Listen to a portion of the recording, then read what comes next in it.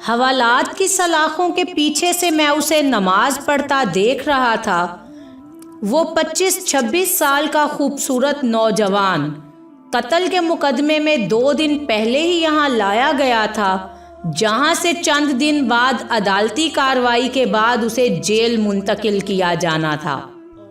اس کے خلاف کیس کافی مضبوط تھا، اس لیے یہ گمان غالب تھا کہ 1-2 پیشیوں کے بعد ہی اسے سزائے موت سنا دی جائے گی۔ میں ایک پولیس والا ہوں اور پہلے دن سے ہی میرا رویہ اور لہجہ اس کے ساتھ کافی سخت رہا تھا، لیکن اس کے لبوں پر ہمیشہ ایک دل موہ لینے والی مسکراہٹ ہوتی تھی اور وہ ہمیشہ مجھے بڑا سمجھتے ہوئے ادب سے اور نرم لہجے میں بات کرتا تھا، اور مجھ جیسا سخت انسان بھی 2 دن میں ہی اس کے اچھے اخلاق کے سامنے ہار گیا تھا۔ اب وہ سلام پھیرنے کے بعد دعا مانگ رہا تھا، میں اسے دیکھتا ہی رہ گیا۔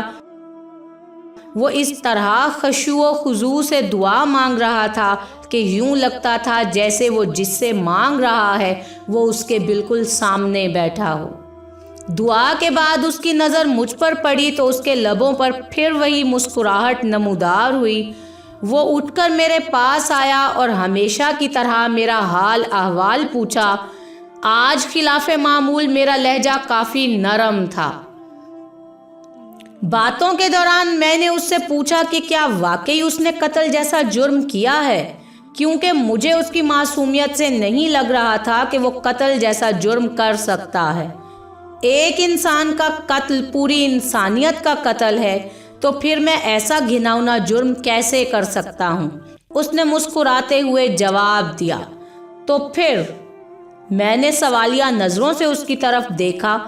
جب اللہ اس دنیا میں کسی کو اختیار دیتا ہے تو اکثر لوگ یہ بھول جاتے ہیں کہ یہ اختیارات اللہ کی طرف سے امانت ہیں۔ وہ ان سب کو اپنا کمال اور حق سمجھ بیٹھتے ہیں۔ میرے ساتھ بھی ایسا ہی ہوا۔ ہمارے علاقے کے ایک بااثر انسان نے قتل کر دیا اور اتفاق سے وہاں سے میں چند قدم ہی دور تھا۔ اس نے الزام مجھ پر لگا دیا، جھوٹے گواہ بھی تیار کر لیے گئے اور میں یہاں آ گیا۔ مجھے دکھ سا ہوا۔ تو تمہارے گھر والوں نے کچھ نہیں کیا؟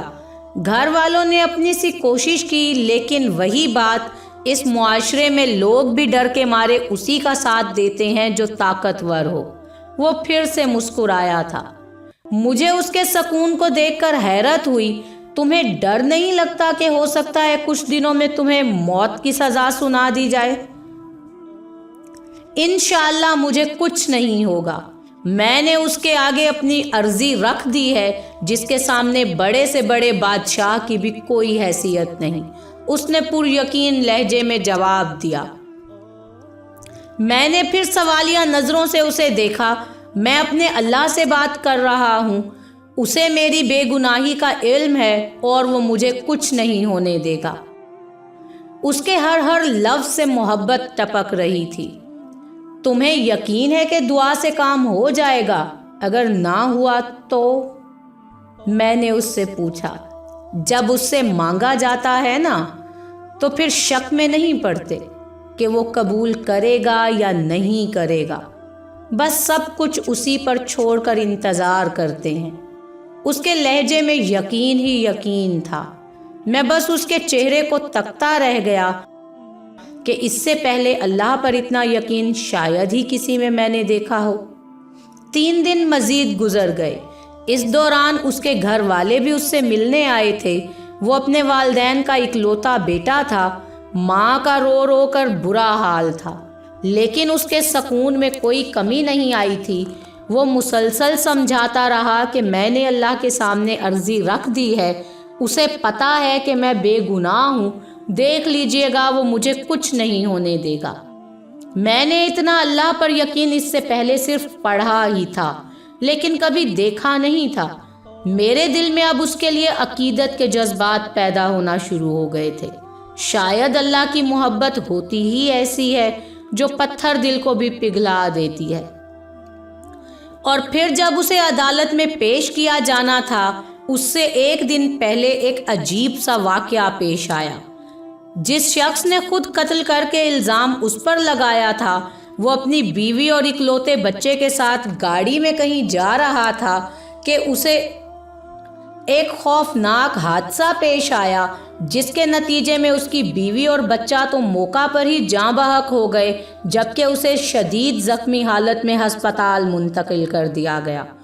کافی گھنٹوں بعد ہوش میں آنے کے بعد اسے بیوی اور بچے کے مرنے کی خبر ملی تو اس کی حالت اور بگڑ گئی۔ اسی جان کنی کے عالم میں اسے کچھ یاد آیا۔ اس نے چیخ کر قریب موجود ڈاکٹر کو اس کی ویڈیو بنانے کا کہا۔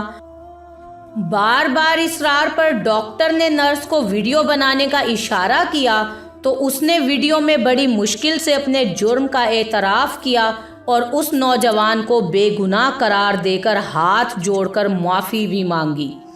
اس نے ڈاکٹر سے وعدہ لیا کہ وہ یہ ویڈیو ضرور پولیس اسٹیشن لے کر جائے گا، شاید بیوی بچے کے مرنے کے بعد اور اپنی حالت کا علم ہو جانے کے بعد۔ وہ اس گناہ کو ساتھ لے کر نہیں مرنا چاہتا تھا۔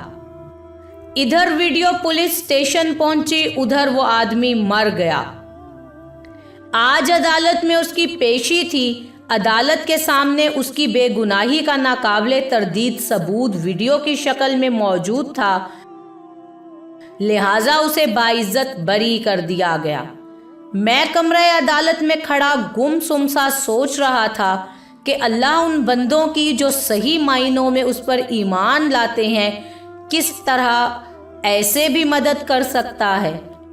اس کی ہتھکڑیاں کھول دی گئی تھیں، ماں روتے ہوئے اس سے لپٹ گئی تھی، باپ کی آنکھوں میں بھی آنسو تھے، آج اس کی آنکھوں میں بھی آنسو تھے۔ شاید اس وجہ سے کہ اللہ نے اسے ان حالات میں تنہا نہیں چھوڑا تھا اور اس طرح سے اس کی مدد کی تھی جس کا کسی کو وہم و گمان تک نہ تھا۔ اور مجھے یاد ہے مجھ سے ملنے کے بعد جب وہ جانے لگا تھا تو میں نے اسے کہا تھا کہ وہ کوئی ایسی بات بتا کر جائے جسے میں ہمیشہ یاد رکھوں، تو اس کے الفاظ یہ تھے کہ اللہ سے بڑھ کر کوئی ہمدرد اور دوست نہیں، جب بھی کوئی مشکل پیش آئے اسی سے مانگیں اور پھر یقین بھی رکھیں کہ وہ قبول کرے گا۔ وہ محض کسی سوچ یا تصور کا نام تو ہے نہیں، وہ تو ایک زندہ حقیقت ہے۔ وہ اس وقت بھی ہمارے ساتھ ہے، شہرگ سے بھی قریب۔ وہ ہمیں دیکھتا رہتا ہے کہ مشکل میں ہمارا رد عمل کیا ہوگا، اور جو اس سے مانگ کر شک میں نہیں پڑتے اللہ بھی انہیں کبھی تنہا نہیں چھوڑتا۔ ایسے طریقوں سے اس کی مدد کرتا ہے کہ عقل حیران رہ جاتی ہے۔ وہ اب واپس جا رہا تھا اور مجھے یوں محسوس ہو رہا تھا جیسے میں آج ہی مسلمان ہوا ہوں، یا جیسے میں نے آج ہی اپنے اللہ کو پا لیا ہے۔